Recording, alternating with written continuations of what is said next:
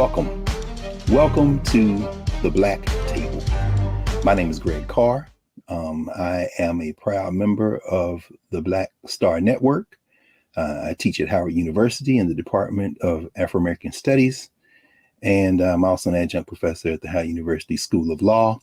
And most importantly, I am a listener, a teacher, and one more member of our continuing struggle to try to think through and understand how to create a better society. And so this program, The Black Table, is dedicated to that purpose. We are about reframing the way we think about topics and ideas and concepts and issues that we think we know about, but we want to create new spaces to think differently about how to resolve some of the issues that face us in contemporary society. We want to apply that critical lens to topics across the full range. And we want to leave everybody thinking, how can we be better prepared to act? Today, we are very, very excited in our inaugural conversation to welcome into the conversation some very important thinkers in an intergenerational dialogue around a topic that has become very, very hot these days. The topic is our historically Black colleges and universities. I'm a product of an HBCU, Tennessee State University in Nashville, Tennessee. And I can say very easily that without that faculty at Tennessee State University, Jamie Williams, McDonald Williams, Lois McDougall, William Dury Cox, Hoyt King, and so many others, names that you might not know, but names that as you are listening, you can slot in the names of the folks who taught you K-12, taught you in undergraduate and graduate school and so forth. Without those people, I wouldn't be here at the center of this conversation we're going to have today around the Black Table. And so we thought that this initial conversation we would launch, would help us launch the Black Table, would be one that would be important to center some voices that represent the best of the thinking tradition around the topic of the past, present, and future of HBCUs, of historically Black colleges and universities. And so to do that, I'm going to introduce three people, two longtime intellectuals, partners in this intellectual work, not only around the topic of historically Black colleges, universities, but the broader concept of how we think Black, act Black, do Black across the range. And then we're going to introduce a brother who, like myself, is in that following generation, who apprenticed with these master teachers and their colleagues, and who have taken up the challenge that they laid out for us to continue this work of really working through what we're going to talk about today in the context of HBCUs, the concept of the Black University. So first we have Dr. Andrew Billingsley and Amy Tate Billingsley. Dr. Andrew Billingsley is a distinguished professor emeritus at the University of South Carolina Institute for Family and Society. But before that, he held a number of academic appointments. He was the president of Morgan State University in Baltimore. And also before that, he was the vice president for academic affairs at Howard University when he left the University of California, Berkeley to come east to help Howard University become the Black University. We're going to get into that whole conversation in a minute. Dr. Billingsley is a highly regarded author. Many of you have probably heard of his work. His probably best known work is a book called Black Families in White America. Climbing Jacob's Ladder, another of his texts, Children of the Storm, Mighty Like a River, The Black Church and Social Reform. One of his more recent works is his book, Yearning to Breathe Free, Robert Smalls in South Carolina and His Family.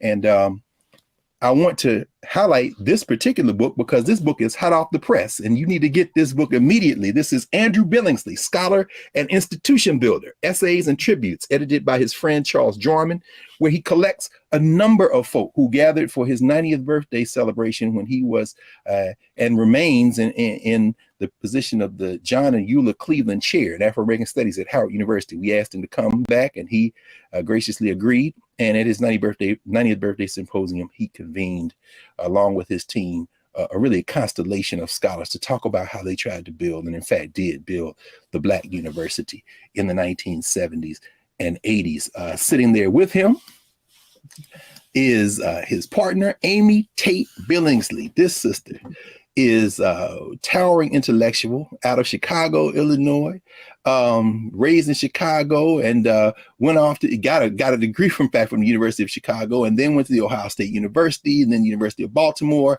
Has traveled the world, working very early in her intellectual work with the Republic of Senegal and Operations Crossroads. Came back, worked at Harvard for a while at the Center for Research and Study of Personality, and then she partnered up with Dr. Billingsley. At the time, he was at Brandeis as a student, and they began their intellectual work together. She contributed mightily to Black families in white America, as I mentioned, and we also she then began, when they moved out west to California. She got involved in politics, helping get Tom Bradley elected mayor of Atlanta. I'm sorry, mayor of Los Angeles. I got ahead of myself because she helped Andrew Young win his congressional seat in Atlanta. And from there, she has worked in a number of roles, including with the Clinton administration as a White House public liaison. She worked as a program manager for the White House Initiative on HBCUs, and also worked with Secretary Alexis Herman, Secretary of Labor.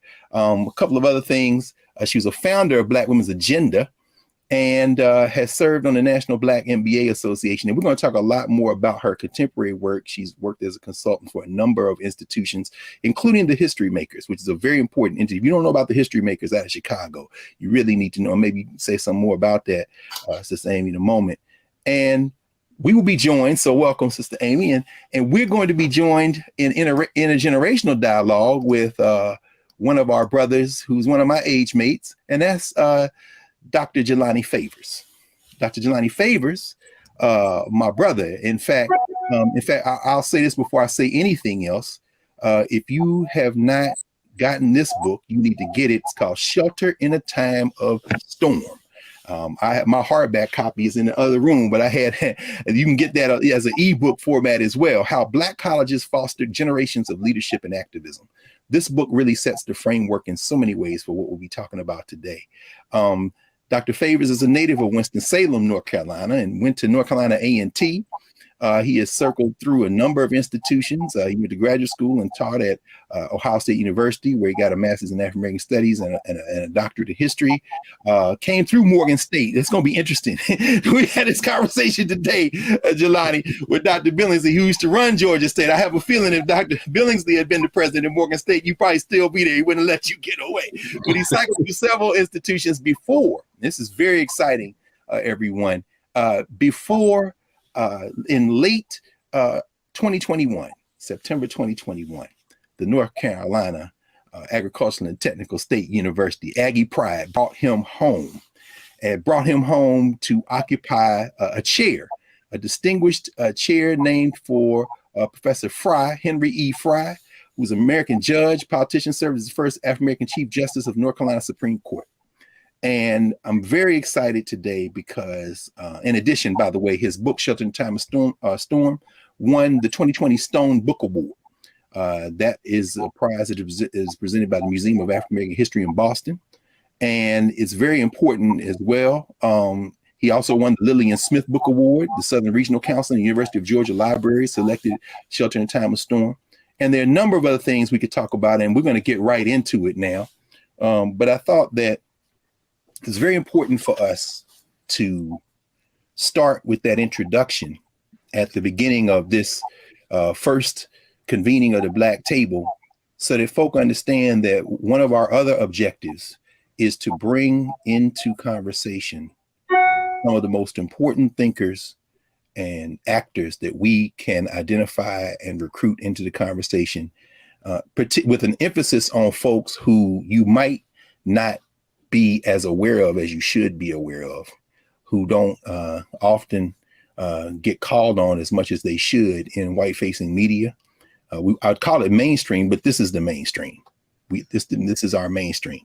So with that in mind, I want to bring everybody back into the conversation and start with a question around the history of HBCUs. And I'd like to frame it a little bit, ask you all about the history of HBCUs, and perhaps we'll start with you, Professor Favors.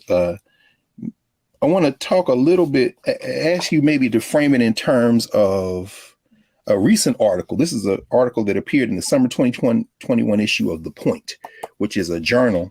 Dr. Favors published an article called The Second Curriculum, where he opens that conversation about HBCUs, and the whole issue, the article is about HBCUs, but he talks about one of his professors, Wayman McLaughlin.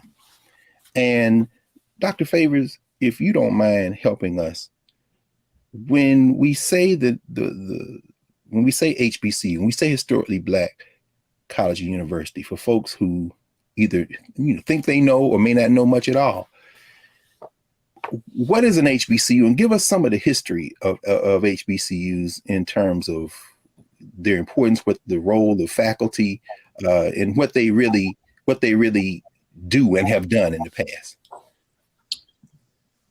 Well, first of all, again, thank you so much, Greg, for inviting me to be with you here today. It is an absolute, I'm usually honored to be with you. I'm even more honored to share the stage with the Billingsley. So it is just an absolute honor to join you on what is today the second day of Kwanzaa, Habari Gani. And of course, the response to that today is Kuji Chakalia, right? And Kuji Chakalia emphasizes the idea of self-determination.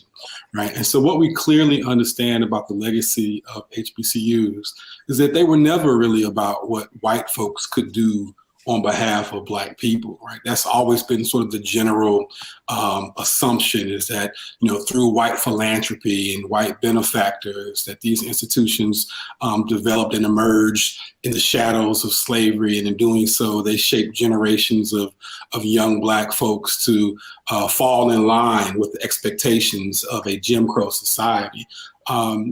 Nothing could be further from the truth.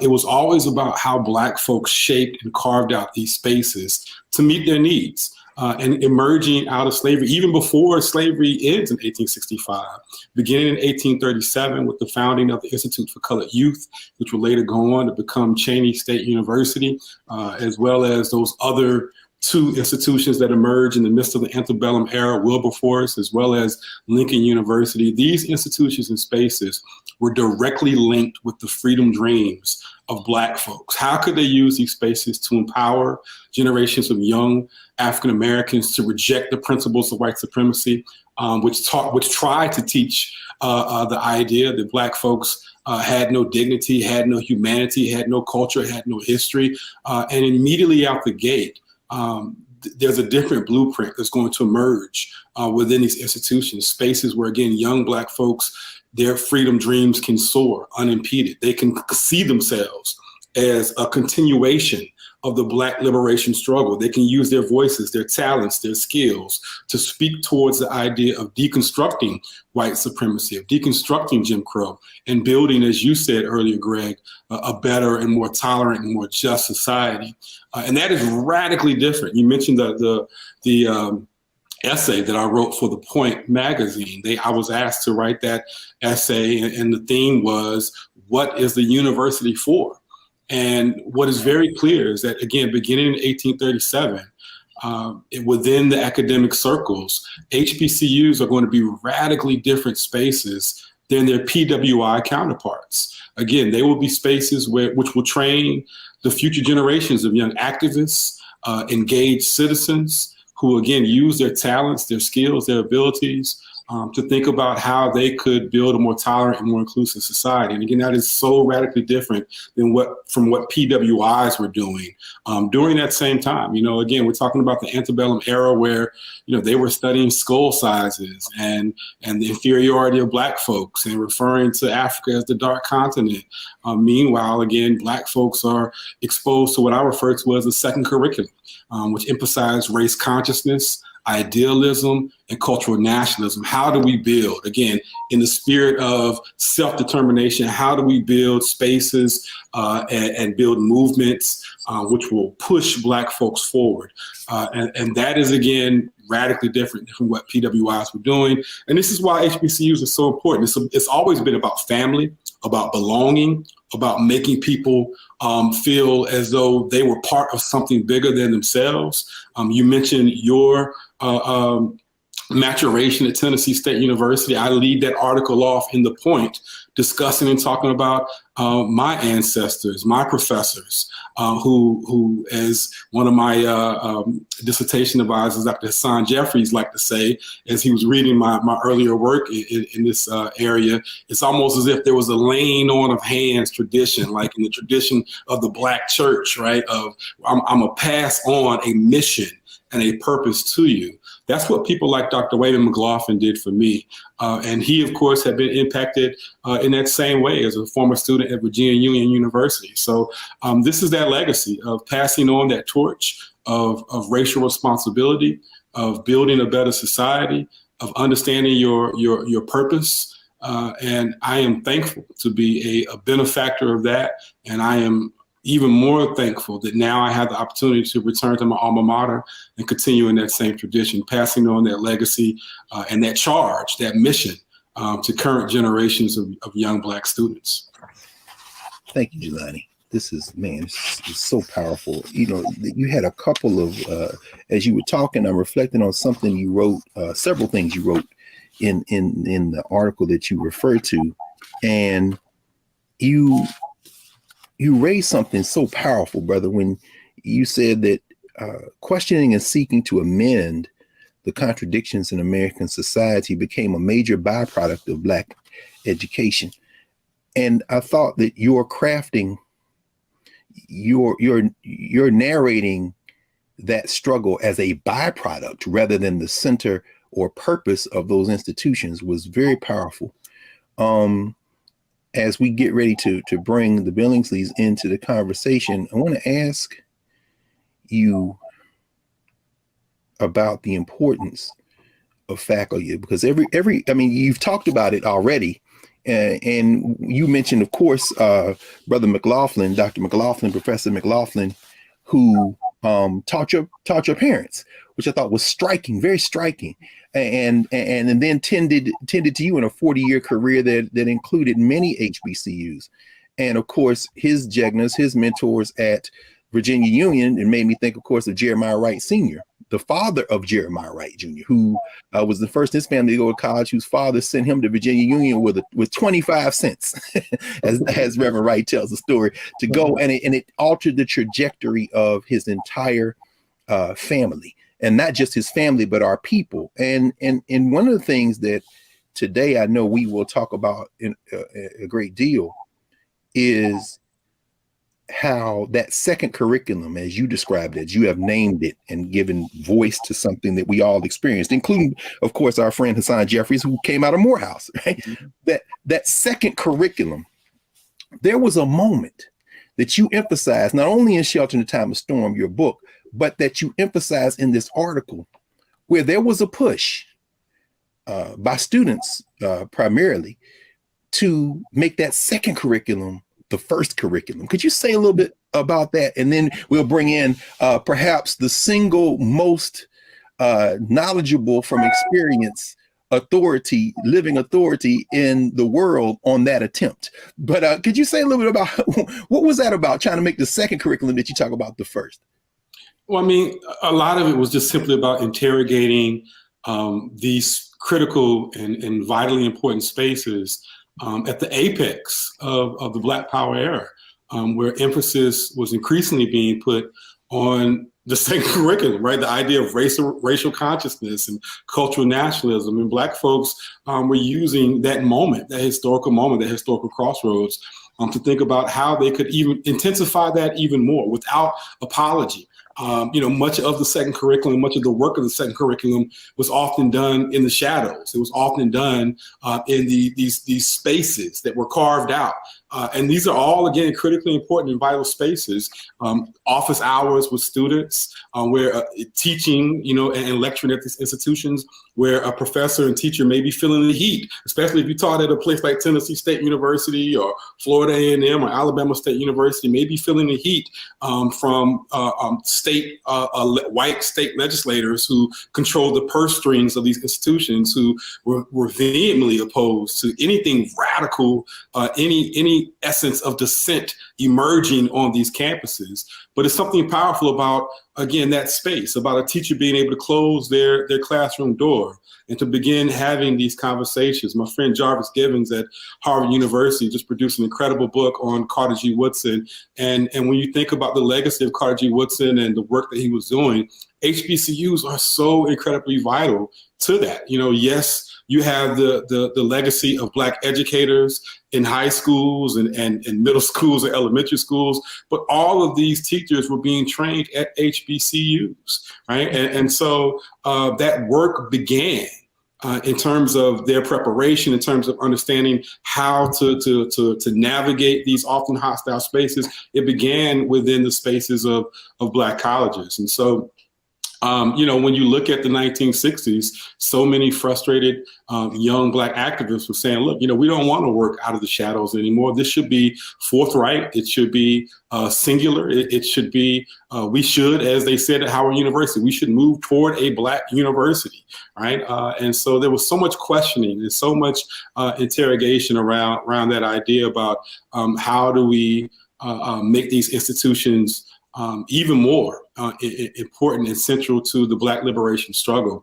And that brought out people like Dr. Billingsley and so many other folks associated with these institutions who try to elevate that conversation, but also push these institutions closer towards the freedom dreams of all Black folks, the masses of Black folks, not just the Black middle class, not just the Black working class. How do we have an honest conversation about the failures and the trappings of American capitalism and white supremacy as it is deeply fortified within every institution within the United States of America? And this is what young activists were calling for and demanding. And it was a challenge for administrators and for educators at these institutions to begin having some of those hard conversations about how do we make these institutions and these spaces more relevant and central to the freedom dreams of all Black people. Appreciate you, brother. An unresolved conflict and an unresolved challenge, it seems to me, and you've written about and talked about, and those of us who pay particularly attention to W.E.B. Du Bois's discussion of HBCUs and the role of Black universities in this continuous work that we have to do. We've paid particular attention to his commencement speeches, his discussions with educators around this topic. And there was one in particular there nearby Johnson C. Smith University, where he and his wife, Shirley Graham, went down to a meeting of the social scientists, the Black social studies, actually teachers, K-12 and university. And he gave a talk, Whither Now and Why, where he says these laws are going to change. And then you're going to have to ask yourself, what then is the function and purpose of Black teachers and Black education in a society where the laws have changed, but you haven't decided what you're going to be? And this, of course, is a theme that he takes up in the early 20th century at Fisk and at Hampton, at Howard, and many other places, Knoxville College. And Du Bois, of course, tries with the Atlanta University Studies to establish maybe a foundation for what a Black university might be. But as you were talking, Jelani, it just resonates so deeply that you say that a lot of this work had to take place in the shadows. And even taking place in the shadows, how it informed and shifted. I mean, you wrote about, for example, what happened with Professor Higgins, Rodney Higgins at Southern University, when the president of Southern, Felton Clark, brought him down there and to build that political science department. And then we get Jewel Prestage, we get Mac Jones and the Atlanta University School. And so folks now might see an Adolph Reed Jr., but they may not know about Adolph Reed Sr. and the connection to political science. So as you were talking and really leading us through this unresolved tension about what we can do with these HBCUs, and it really does bring a fundamental question that we're going to ask in a second, the Billingsleys, to begin to approach, as to what was achieved in the attempt to make that second curriculum the first curriculum, and what maybe are the implications going forward in terms of the current state of HBCUs. And you mentioned your brother Jarvis Givens, and read Fugitive Pedagogy, an excellent book. And at the same time, I said to myself, it's not fugitive. It was not fugitive to those who were undertaking it. And with all due respect to Professor Givens at Harvard and Professor Jeffries at Ohio State, we made a deliberate choice to come into Black college spaces and teach, research, work, serve. And that is because I think those of us who did that, you, myself, and so many others, whose names and whose work isn't featured in these white stream spaces necessarily. We did that because we know that we not only owe a debt, but we're still struggling to resolve those fundamental contradictions, and class does play such a central role. And brother, everyone watching, this is what the Black Table is about. We again, a different lens, another grounding, and it's probably going to resonate with folks saying, finally, we had a place where we had these conversations. So we're going to take a moment and pause. And when we come back, we're going to ask two of our towering elders in this long arc of intellectual work and institution building, particularly in Black spaces, Andrew and Amy Billingsley, to help us push a little bit further into this question of the history of HBCUs, particularly given their lens coming into that work during the Black Power movement, the Black Studies movement, and how they move to transform these institutions so that second curriculum Dr. Favors is talking about can come out of the shadows and perhaps occupy center stage. So back in a moment.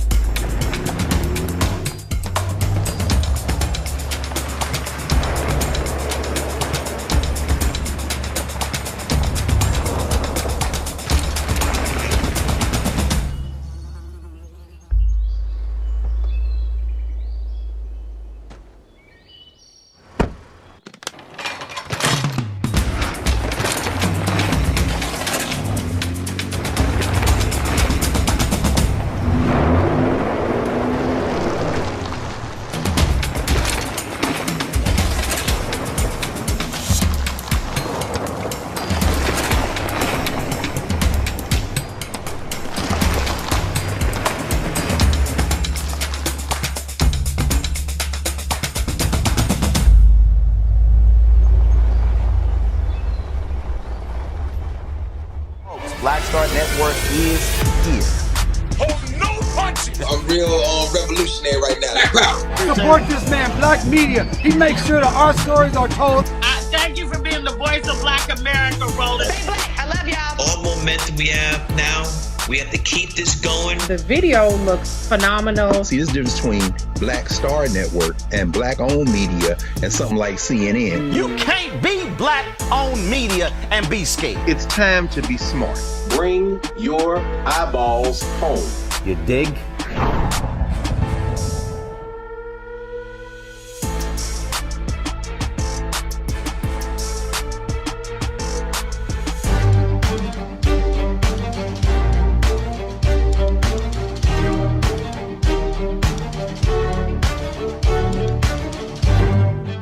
Welcome back to the Black Table. I'm Greg Carr.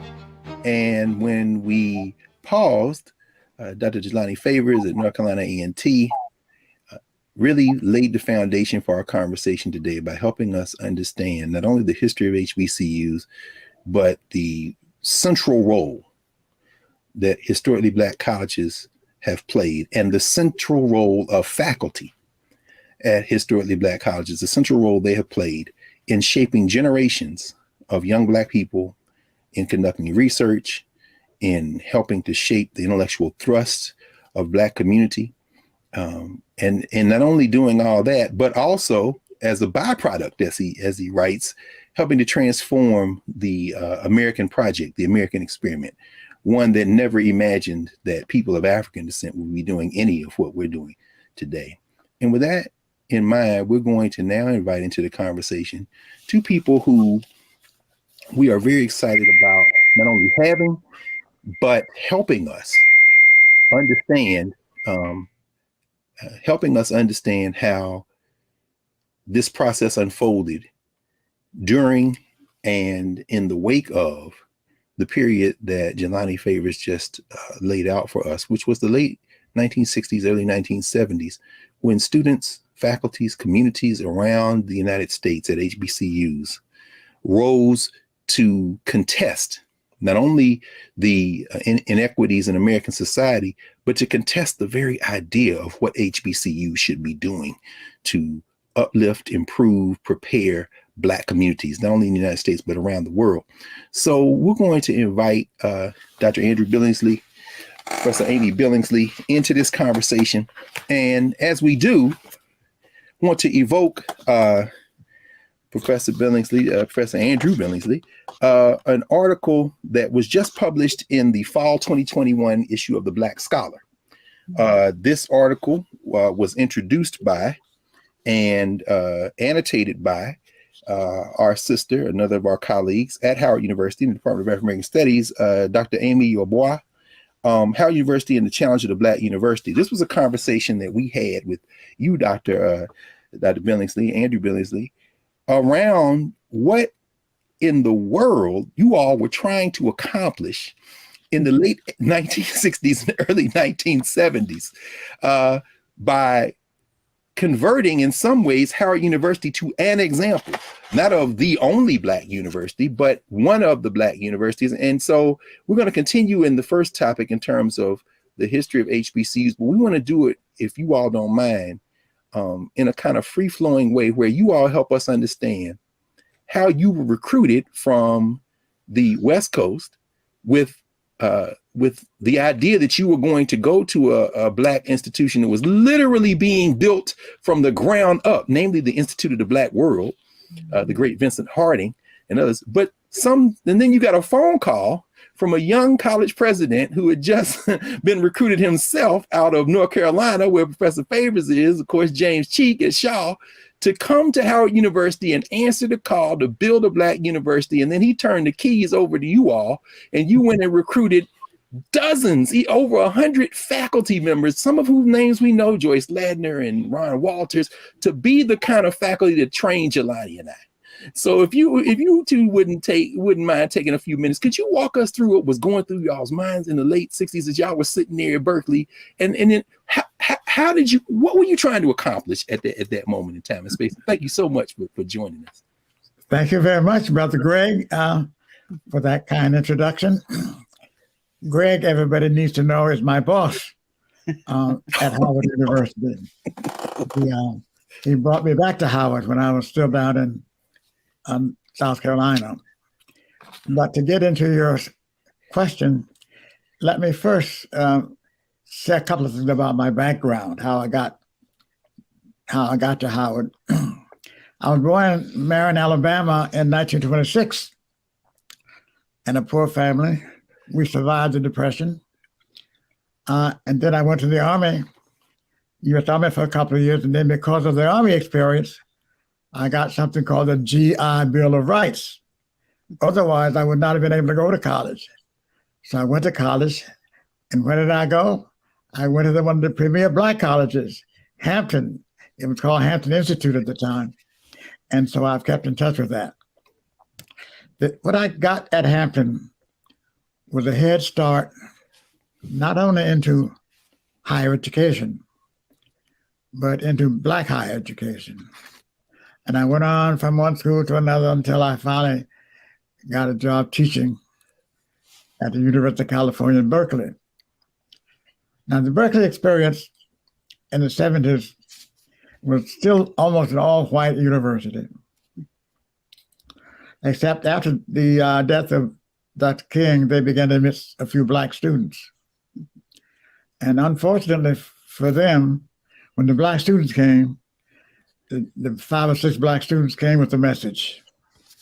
They said, let's create a new Black division within this white university. As you can imagine, that was very, very hard to do and very much opposed to by the establishment of that university. But anyhow, with their leadership, I was brought into the office of the chancellor to help them build that Black Studies program, and it succeeded wonderfully, among one of the first in the country. And so that's how I got my start as an educator, as a Black educator, lifting up the Black experience. When I look at the Black college experience from Howard, looking backward, and from Howard looking forward, the Black institution college is a unique institution. It is especially unique for Black students. For when Black students step into a Black college or university, they experience something that they had only experienced before in the Black church. That is, they were surrounded by Black excellence and Black devotion to our people. And this was a unique experience for those students and for the teachers as well in those institutions. So when she came to Howard, he came because the students at Howard, as they had begun doing all around the country, began to demand change. They began to demand more Black education, more Black courses, more Black faculty. And although Howard was on his way there, Howard was sort of standing still in the 1970s. And so when she came, he came with the mission of actually changing the university, building on the university, making it what he called an institution of excellence by anybody's measure. So by Black, we did not mean anything inferior. We meant something superior to what they had been getting before. And so that's what we set out to do in the 1970s. I must say that the students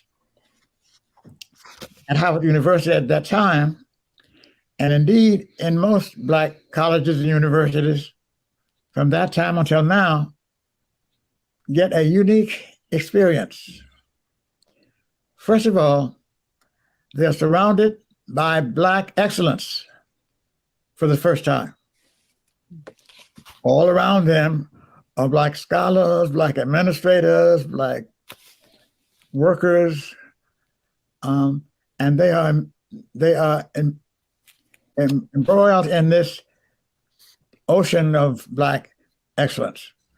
And after a few years in that kind of institution, they are therefore trained to go on and build on that excellence and lift other people up.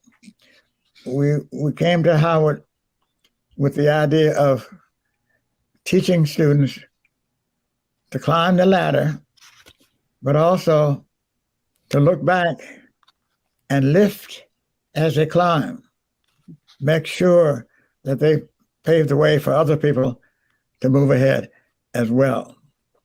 And so President Cheek used to say, we strive for excellence. We strive for excellence by anybody's measure, and we strive for Black excellence, standing on the shoulders of those ancestors that have gone before us. And at Howard, we stood on the shoulders of those who came before us and built an institution that, as she used to say, excellent by anybody's measure. And one of the things that struck me when I came in '70 to Howard is, although Howard was called a university, except for the medical school and the law school, it did not produce many high-level professionals. There were no PhD programs, for example, in the social sciences, the humanities, the arts. And for example, although there were some very distinguished Black PhDs like E. Franklin Frazier, Ralph Bunche, and so on, they got their PhDs somewhere else. They didn't get them at Howard. There were no PhDs being offered in those fields. So my job, according to President Cheek, was to develop doctoral programs and build on the strong undergraduate programs that had existed at Howard for some time. And so we set about, as Greg says, we set about building programs and institutes and teaching PhD scholars. I was told recently by the archivist at Howard that Howard University still produces more Black PhDs than any other single university in the country or in the world. So starting from a low level, we moved it forward step by step into the realm of high levels of excellence. I must also say, and introducing Amy, I must say that the Black College has been united with the Black Church. The Black Church and the Black College are the premier institutions in the Black community that have been stepping stones for Black people the world over. Amy might be able to tell you a little bit about her Black church, which is still striving to move mountains. Amy? We belong to a church in Alexandria called the Alfred Street Baptist Church. And Alfred Street has every year, founded by Wilma Roscoe, who used to be at NAFIO, a Black College fair every year that has about 70 HBCUs and has, hundreds, I guess the last count is probably about 1 million, well, maybe not 1 million, maybe several 100,000 students that come through and talk with representatives of those universities and hear different programs, introducing them to Black college presidents, Black college presidents and life. So I'm very pleased to be associated with a university that does, a church that does so much. Alfred Street was founded in 1803, of course, by members that got together as a church and got together for education, emphasizing education. And they continue to do so. Recently they gave $1 million to the museum, National Museum of African American History and Culture. And they continue to do wonderful, groundbreaking things like that in the fields of religion and education. I want to say also that our family not only worked in Black colleges and boosted Black colleges, but it became a family affair.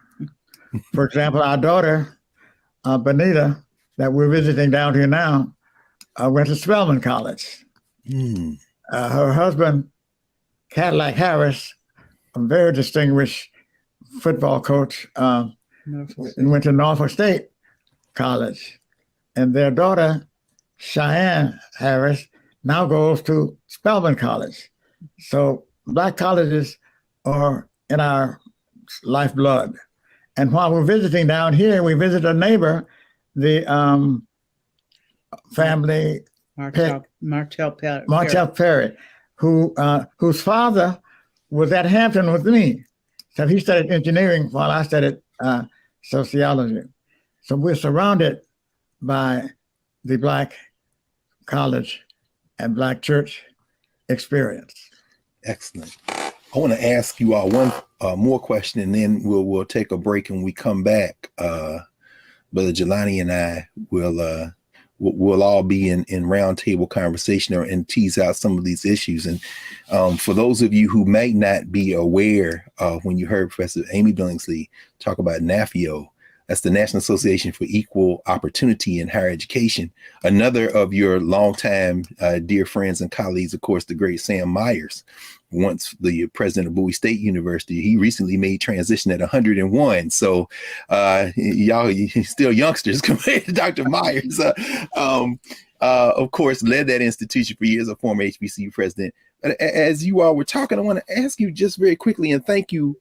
And for those of you who, as I said, have not yet gotten Andrew Billingsley Scholar and Institution Builder, where a number of you all's colleagues, people you recruited, contributed chapters. And of course, it's published by a Black-owned publisher, the great William Paul Coates, Black Classic Press, of course, a Black institution. As you were talking about that work, developing those PhD programs, training those scholars, a couple of things came to mind. Randy Maturi, who's down there at Duke, Randy Maturi's book, Stigma and Culture, where he talks about this class issue at HBCUs, and he focuses on Howard, where his father was for many years on faculty at the medical school. And he said that the struggle at many HBCUs, and he kind of spotlights Howard in this, was to avoid what he calls last place anxiety.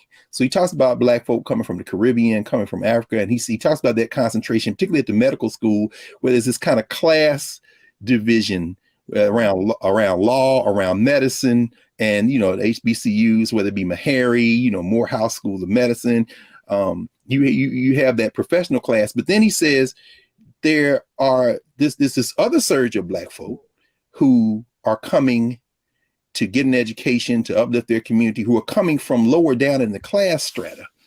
And as you were talking, as you all were talking, one of the questions that came to mind for me, particularly since you made the connection between the HBCUs and the Black church, how did you all try to address that question of not just access to higher education, but helping us kind of break down what really has emerged since the Black Power era, the Civil Rights Black Power era, movement era, these class divisions and class tensions, particularly even at HBCUs. I mean, you all did a lot of work during those years of recruiting this faculty to really begin to focus lenses. And you mentioned Dr. Billingsley. Those of you who, when you get this book, you'll see in every area, social work, the humanities, as we heard Janine talk about a minute ago, all across the social sciences, the creation of the Howard University Press, WHUR and WHUT, radio station, television station. How did you all try to create a different vision of higher education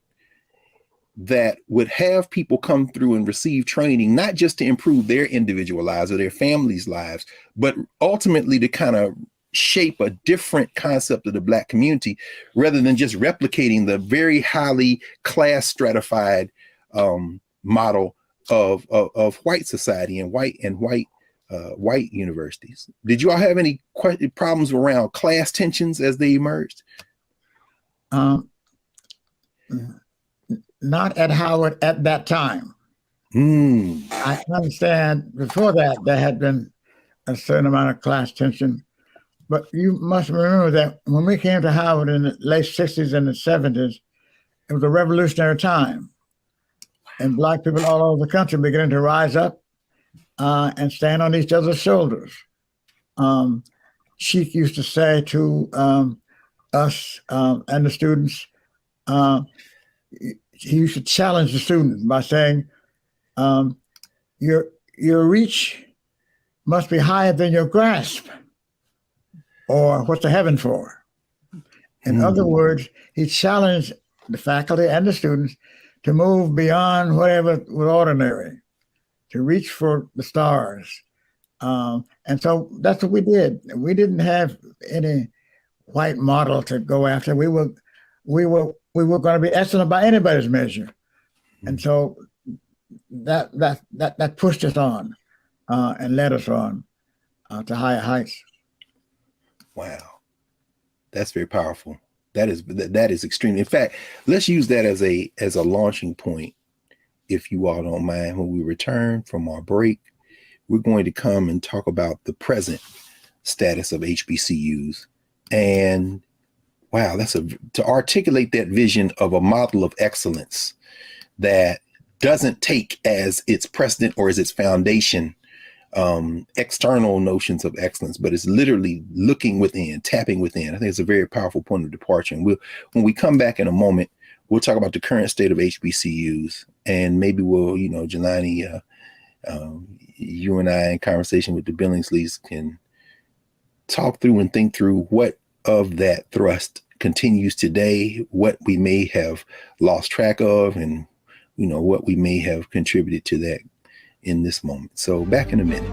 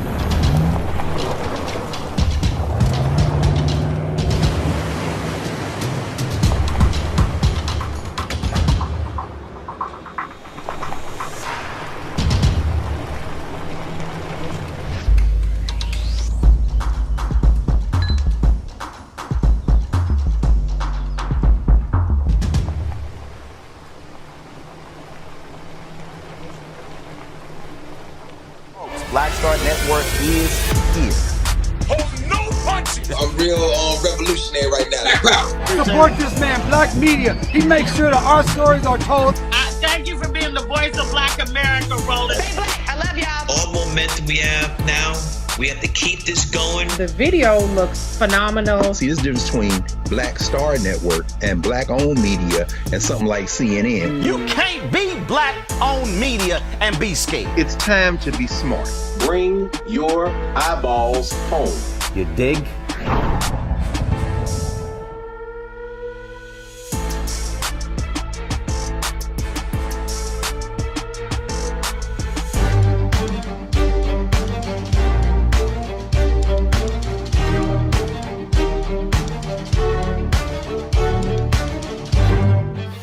Welcome back to the Black Table. Today's inaugural topic, the past, present, and future of historically Black colleges and universities. Our guests, Professor Andrew and Amy Billingsley, Professor Jelani Favors, myself, and we left off a moment ago with the Billingsleys articulating the compelling vision of excellence, service to Black communities that transcended any reliance on an external model, that drew on the long intellectual traditions of Black institutions, HBCUs, the Black church, and so many other Black institutions for the foundation for what was given voice and flower, as Dr. Andrew Billingsley says, during a revolutionary time in the 1970s in the United States and the world of the Black university. So we're going to now convene virtually what we would do in person around our Black table. We're now going to convene now a kind of bit of a conversation around the present status of HBCUs. And I'm going to ask our brother Jelani Favors, a first-rate scholar, teacher, servant who is firmly anchored in HBCUs and now occupies a named chair at his alma mater.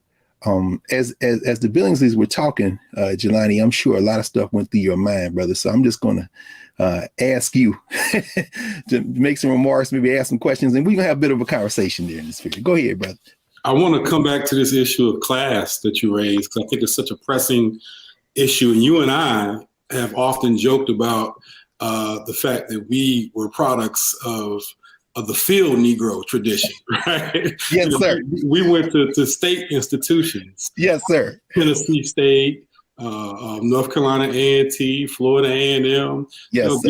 These were institutions which, yes, classism existed within these spaces. Colorism existed within these spaces. Paternalism, there's all these type of isms that thrive within these spaces, but they never overshadow the mission and the purpose of Black colleges, particularly as it related to questioning white supremacy and Jim Crow. But you and I were products of those spaces, and we both were trained by a man who was a product of this space as well, Dr. William Nelson Jr. Yes, sir. Who went on to teach at Ohio State University, one of the founders of the Black Studies program at Ohio State University. And Dr. Nelson used to always tell us in class, we would be sitting in his political science classes, and he would sometimes seem as though he was falling asleep. We're sitting here talking about this different work, and Dr. Nelson, we would wonder, like, is Dr. Nelson up? Is he listening to what we're saying? And all of a sudden, Dr. Nelson would spring to life. And one of the overarching constant questions that he would pepper us with is, what does this have to do with the liberation of Black people? Whatever it is that we were reading, whatever it is that we were discussing, he would always bring it back to, what does this have to do with the liberation of Black people? And in fact, he would ask us that so much that we began to start calling it the Nelsonian question.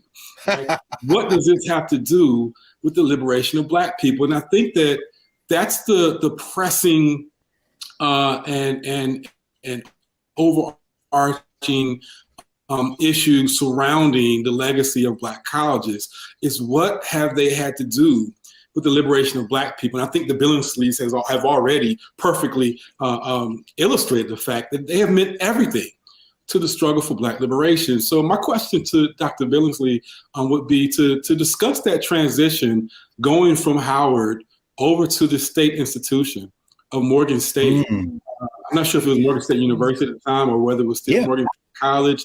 But I would love to know what that meant for you and your career, and how you brought that purpose, that mission of channeling the energy of the Black Power era into Morgan State, and what kind of ideas and what type of new concepts did you bring to Morgan State I believe you were there in the 80s, right? 70s and 80s, you were there? Yeah. Talk about that transition a little bit, and your legacy at Morgan State, and what it had to do with the liberation of Black people. Okay. All right. Okay.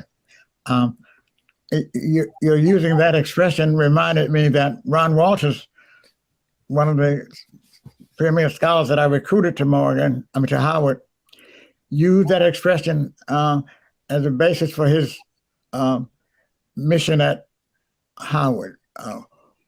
He would challenge the students and the faculty and the administration with the question, what has this got to do with the liberation of Black people? Right. In fact, he so much believed in that as a motivating mantra that he titled one of his books, What has this got to do with the liberation of Black people? So that's Ron Walters, and that's Howard. I was attracted to come to Morgan University from Howard in 1975 because there had been a proposal in the state legislature to elevate Morgan State College to Morgan State University. That was the new idea for Maryland, a Black university. So I went there with the purpose of helping to lead that movement. And it was very hard at first. I mean, the state legislature didn't understand what a Black university was. The governor who controlled everything didn't understand what a Black university was. And some of our own people didn't understand. But with the students primarily and the faculty, we were able to chisel together the concept of a new Black university in the state of Maryland. And we made the transition from college to university in the first 3 years of my 10-year leadership. And then since that time, the institution has been building block by block, program by program on top of each other. It is now one of the largest institutions in the state, among the largest Black universities, and it has a very strong financial footing. It was a struggle when I was there to raise money from the state, but since that time, the students from the 4 Black universities hired some lawyers and sued the state for underfunding and for duplicating Black programs at white universities. And so after 3 or 4 years, they were successful. And I don't know how many millions of dollars they now have to spread among those 4 Black colleges to keep on building. And the new president of Morgan has continued the fantastic vision that we started the university with. And I would say Morgan is now among the largest Black institutions and increasingly among the strongest. We are taught to lift while we climb, and we are taught to strive for excellence, and they're doing just that 40 years after I left. Another thing I'd say about the Black colleges is that we haven't mentioned it much, but they had a very difficult beginning after the Civil War, and they have always been underfunded. They have always had to do with less, and they have always shown remarkable talent to do more with less. And one of the things we discovered at Howard, I discovered that not only did we try to raise money from the federal government and from student tuition, but while I was there and before I was there was no effort to raise funds from this alumni. And I remember some of the alumni were able to give. You know, they were doctors and lawyers and business people, but they didn't have the habit of giving funds back to the university. I'm now pleased to note that there is now a trickle, more than a trickle, of giving back. When Greg and those people and Amy gave my 90th birthday party at Howard, one of the students who came to that party gave a contribution of $2,000. Another student gave a contribution of $3,500. And that was sort of like a beginning of a new movement of alumni giving back to the universities.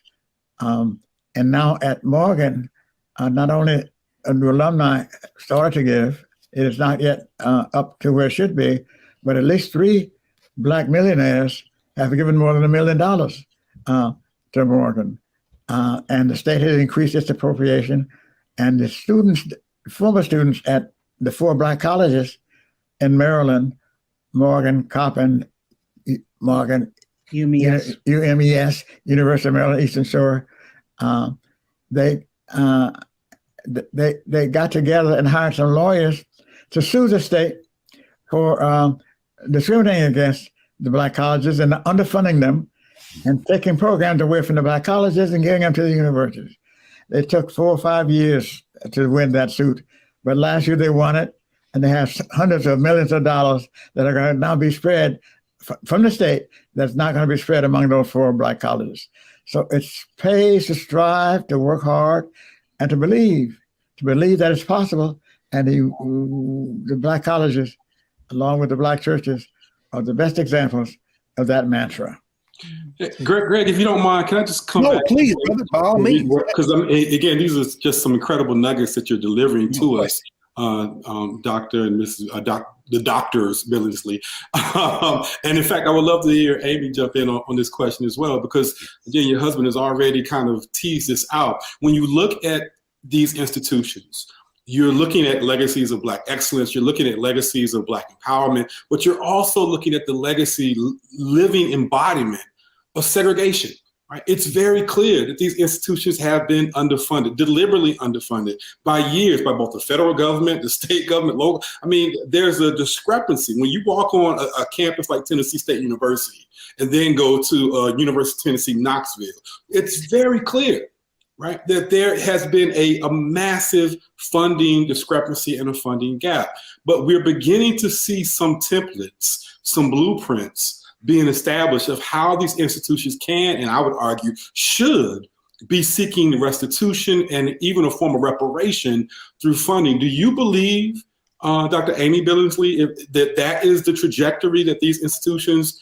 should be on, that every last one of them should be saying, hey, pay us what you owe us? And this has been a and I think it's great that you bring in alumni donors and alumni giving. That's critically important, but we also clearly see a massive funding gap as it relates to what the legacy of racist state legislatures have done to try to slow down the progress of these institutions. Can we see moving forward, or should we expect moving forward, other HBCUs following suit and pressing for some form of economic restitution from the state? Absolutely. And it's very clear that HBCUs have donated to the country a very special kind of service. And the underprivileged African Americans that go to these schools have a different enlightenment that also has been extremely beneficial to the community, to the schools, and to the country. So I think it's absolutely important that these schools be funded as they should be, because they do bring such an important dimension to education, to communities, and to the country. And as you said, Jolani, funding from all sources, funding from the federal government. I mean, the federal government should provide more than the token amount they now provide to these colleges, because the colleges, wherever they're located, contribute to the nation. And so there is a movement now to try to increase, under the Biden administration, the amount of the federal appropriation to all of these Black colleges. And that is a good move. But it's also important, I think, for the well-to-do Black graduates from these schools to contribute their fair share to building these institutions as well. Well, y'all are really trying to tear the floorboards up on these conventional conversations on HBCUs. This is so important. Those of you all who are tuning in, this is the Black Table, particularly if you have young people and if you're interested in institutions, this is an invaluable conversation we're having right now, an intergenerational dialogue on HBCUs. We're going to take a break, and when we come back, let's pick up, if we can, with what we just heard. My brother Jelani Favors, Professor Favors, brother Jelani raised, and we heard the Billingsley's kind of sketch out in terms of this infusion of resources at HBCUs, particularly public HBCUs. Of course, the $577 million settlement in the Maryland lawsuit, and being kind of the one that's leading the news today, as it relates to what those resources can and should be devoted to at HBCUs and more. So back in a minute.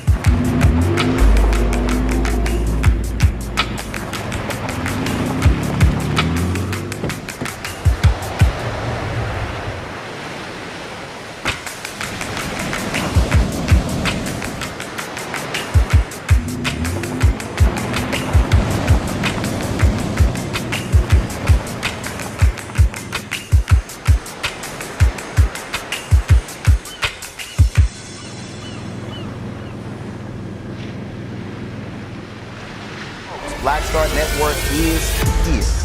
Oh, no punches! I'm real revolutionary right now. Support this man, Black Media. He makes sure that our stories are told. Thank you for being the voice of Black America, Roland. All momentum we have now, We have to keep this going. The video looks phenomenal. See, there's a difference between Black Star Network and Black-owned media and something like CNN. You can't be black-owned media and be scared. It's time to be smart. Bring your eyeballs home. You dig?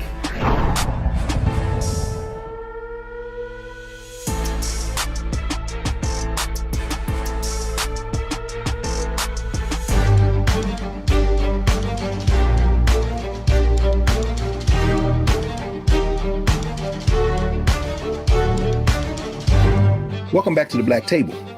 When we left, we were in a conversation with Jelani Favors, Andrew Billingsley, Amy Billingsley, around the issue of resources for HBCUs and what that can translate into in terms of us being able to do more with more.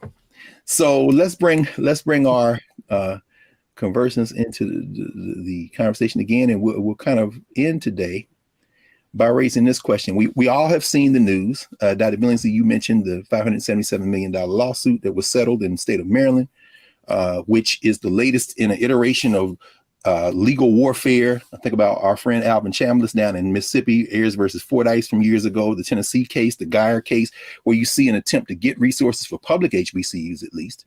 Harold Ford Jr., who's in the Tennessee legislature, saying that, this is the money that's owed to public HBCUs in Tennessee. And we've also seen in the wake of the murders of Breonna Taylor and George Floyd and Ahmaud Arbery, this kind of racial reckoning, as it's been characterized, and a lot of foundation support. Ralph Lauren giving money, Disney talking about they giving money, people putting money in. How should those resources be deployed? And I want to tie that to, Jelani, with your discussion of the second curriculum and those master teachers who are versed the invisible.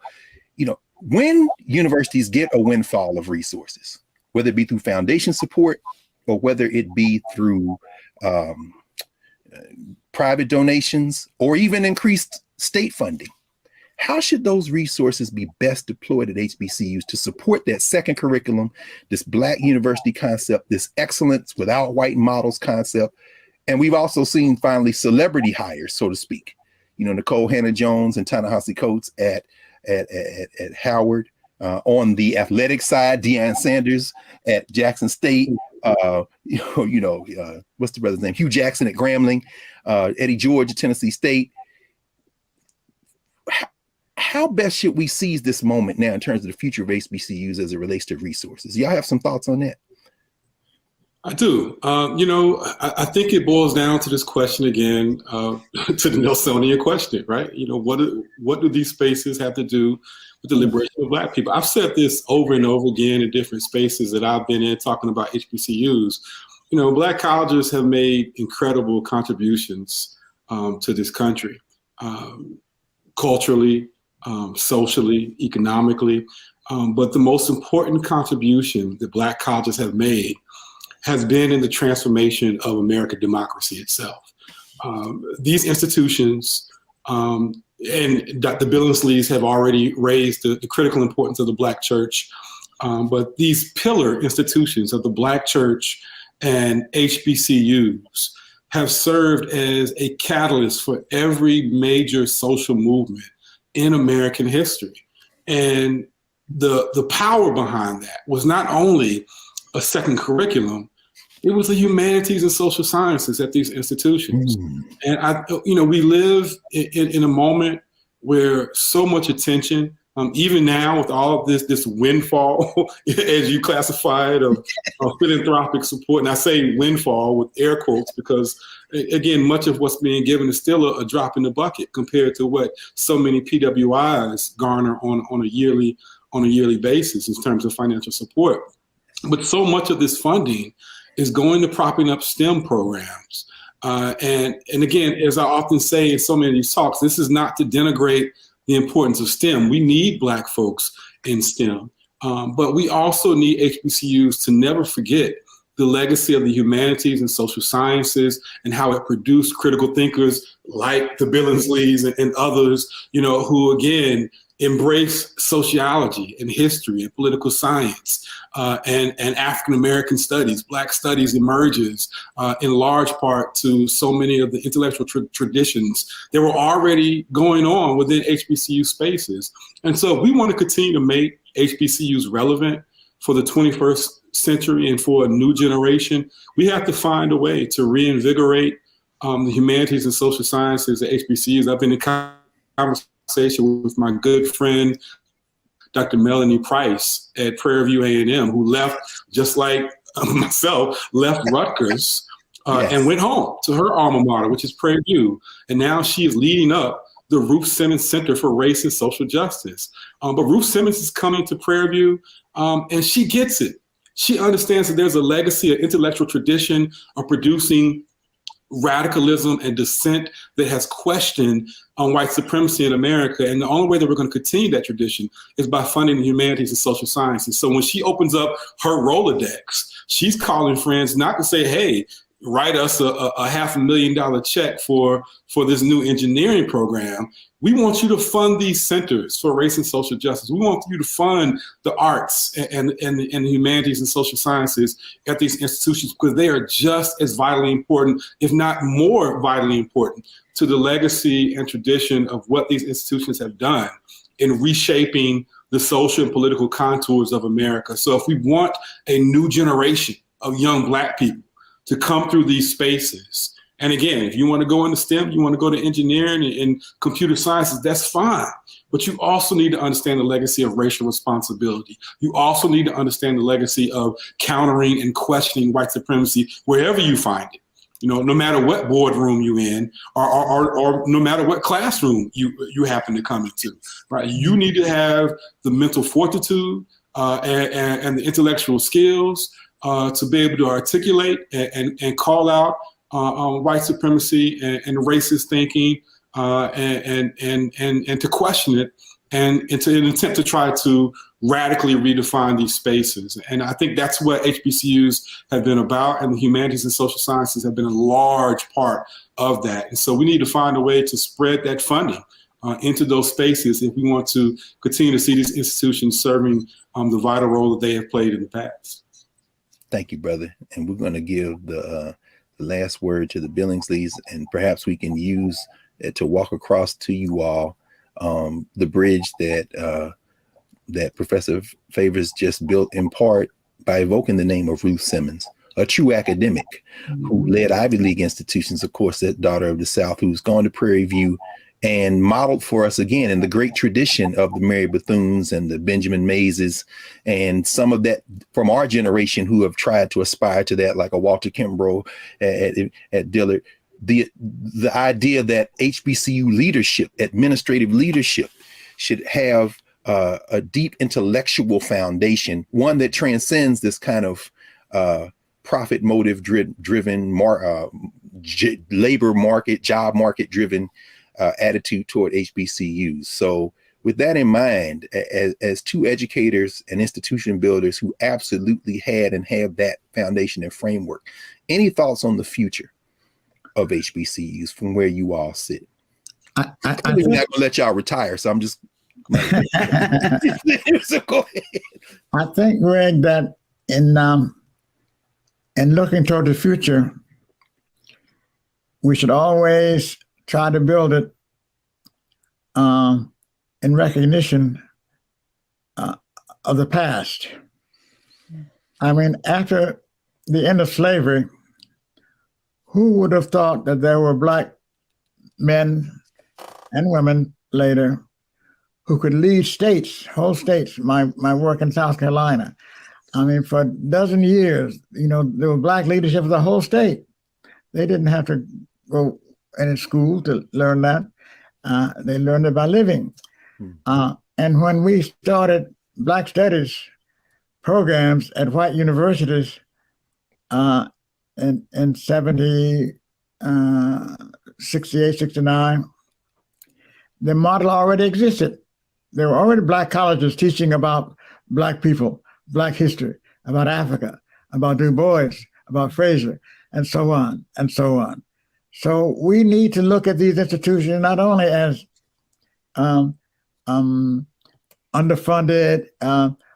underdeveloped, under whatever, but as pioneers, as leaders, in setting forth new ways of looking at the African American experience and at the experience of African Americans in the country and in the world at large. Thank you, Dr. Andrew Billingsley. Professor Amy Billingsley, do you have any final comments before we? And by the way, don't sleep on that Alfred Street HBCU fair. It's the country's largest. If you young people don't know about that, maybe even help us understand for young people how they can become a part of that annual fair as well, if you don't mind, in addition to whatever else you have on your mind. Okay. I think it happens in February, yes. And it's a matter of just joining it. You can go on the website and get information about how to be in touch with it. But it's incredible how much you can learn from HBCUs and what HBCUs have to offer, which to me reminds me that one of the big advantages of HBCUs is they don't just take the cream of the crop.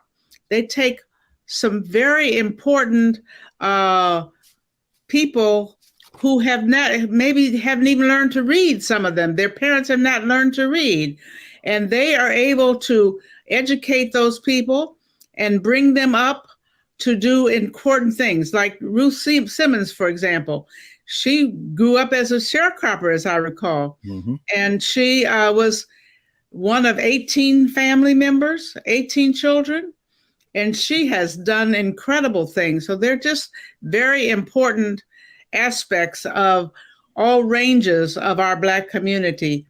Here at my son's house, they're working, I think thanks to the history makers in part, but they're working on a lot of different ways of understanding the Black experience. And he's working on Virginia Beach.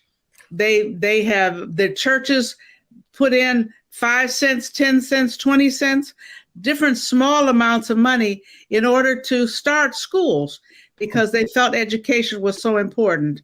So it's just, I think that our people have just done some amazing things, and it's so important that we're now getting our lion is now getting our story out. Yes, that's a perfect way to pause, as you say, Professor Billingsley. Until lions have historians, the hunters will always be heroes. So finally, the lions are getting the story out, and the Black Table is one of those spaces. Thank you again, two legends, Andrew and Amy Billingsley. One of our master teachers in our generation, Brother Jelani Favors, and like Brother Jelani and me, the HBCUs took us in. So we're going to do our best to continue to look back as we go forward. And this isn't the end of this conversation. This is just a pause in this moment of the Black Table, but we certainly want to invite you all back because we've picked so many topics. And thank you all so much for joining us. I will end with this. This is our inaugural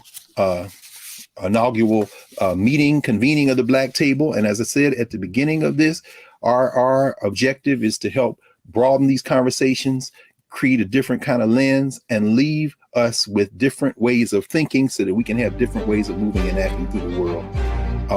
Thank you to the entire staff at Black Star Network and to everyone who is participating in this. And this is what independent Black media looks like. So support us, and we'll see you all next time around the Black Table.